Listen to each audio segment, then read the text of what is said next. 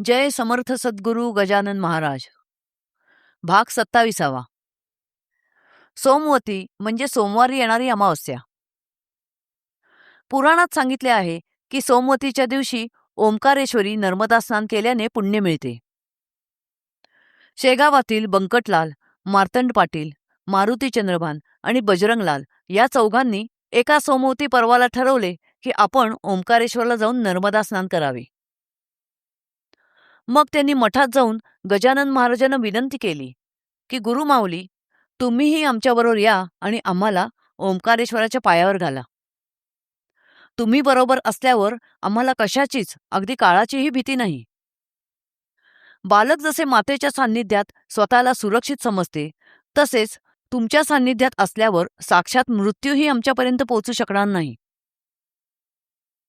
तेव्हा कृपा करून आमच्याबरोबर येऊन आम्हाला नर्मदा स्नान घडवा. आमचा हा बालहट्ट पुरवा. तुम्हाला बरोबर घेतल्याशिवाय आम्ही इथून हलणार नाही. त्यावर गजानन स्वामी म्हणाले, नर्मदा माझ्यापाशी असताना तिला त्रास द्यायला मी ओंकारेश्वरला कशाला जाऊ? मी इथे मठात बसूनच नर्मदा स्नान करेन.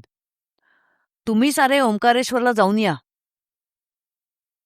पूर्वी तेथे दिगंत कीर्तीचा मानधाता नावाचा महाबली राजा होऊन गेला. तेथेच गुरुवर शंकराचार्यांनी श्री परमहंसांची दीक्षा घेतली आणि नंतर जगाचा उद्धार केला. तेव्हा तुम्ही त्या पवित्र स्थळी जा आणि ओंकारेश्वराचे आणि नर्मदेचे दर्शन घ्या. मात्र मला बरोबर येण्याचा आग्रह करू नका. मला आता परवाच्या नर्मदा स्नानाचे प्रयोजन राहिले नाही. गजानन स्वामींनी असे म्हणताच त्या चौघांनी त्यांचे पाय धरले आणि म्हणाले, काहीही झाले तरी आम्ही तुम्हाला घेतल्याशिवाय जाणार नाही. तेथे पोहोचताच आपण नर्मदा स्नान करू आणि लगेच परत येऊ. त्यावर गजानन स्वामी म्हणाले, या आपल्या विहिरीतही नर्मदेचे पाणी आहे. तिला टाकून आपण स्नानासाठी ओंकारेश्वरला गेलो तर ती माझ्यावर रागावेल. म्हणून सांगतो, तुम्ही जा, मला आग्रह करू नका. मी सांगतो ते ऐकण्यातच तुमचे कल्याण आहे. गजानन स्वामींचा असा निग्रहाचा नकार ऐकूनही ते चौघे आपला हट्ट सोडेनात. त्यावर गजानन स्वामी म्हणाले, काय हा तुमचा दांभिकपणा? तुमच्या आग्रहास्तव मी तुमच्याबरोबर ओंकारेश्वरला येईन, पण तिथे काही विपरीत झाले तर मात्र तुम्ही मला दोष देऊ नका. मग गजानन स्वामी त्या चौघांबरोबर ओंकारेश्वरला आले. नर्मदा नदीच्या घाटावर पर्वासाठी अपार लोक जमले होते. स्नानासाठी स्त्री पुरुषांची विलक्षण गर्दी झाली होती. प्रथम बंकटलाल, मार्तंड, मारुती व बजरंगलाल या चौघांनी नर्मदा स्नान केले. मग त्यांनी गजानन स्वामींना स्नान घालून पूजा करून हार घातला. हे शेगावचे गजानन महाराज आहेत हे कळल्यावर त्यांच्या दर्शनासाठी लोकांची गर्दी जमली.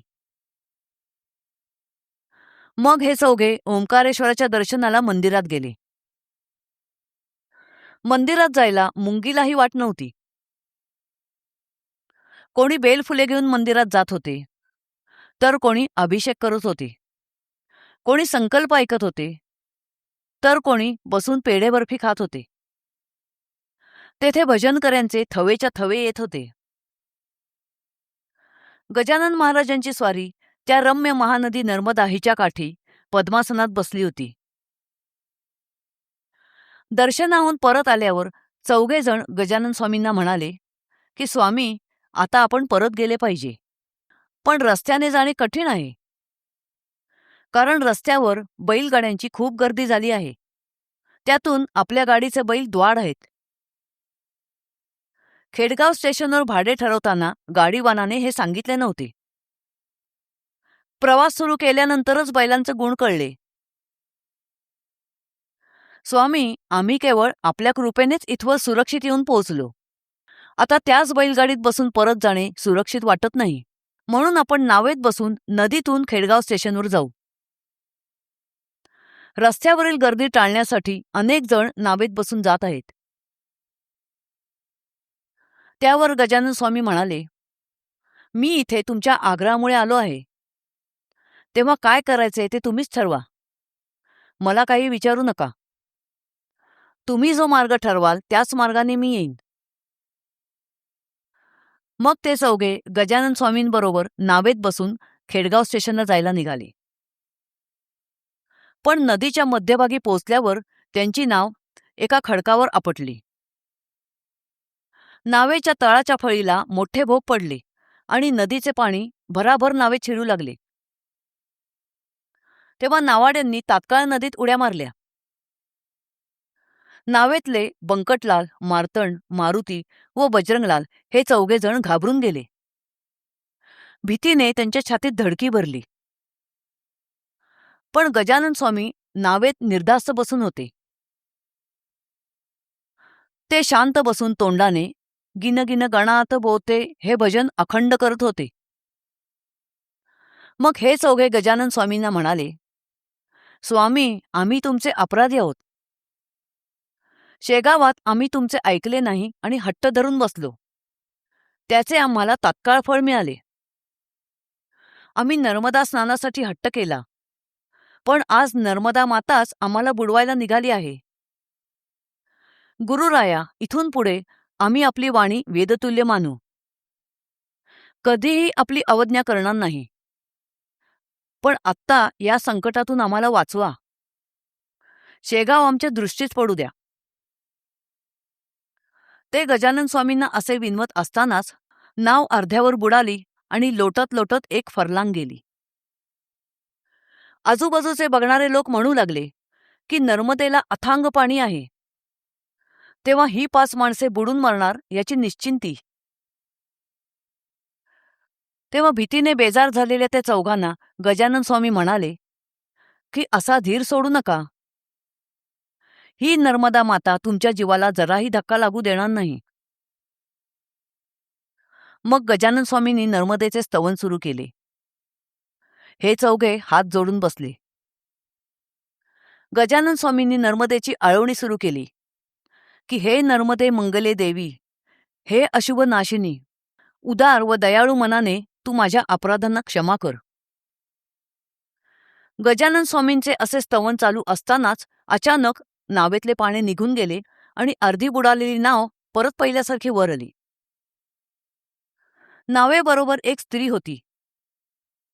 तिने नावेच्या छिद्राला आपला हात लावला होता.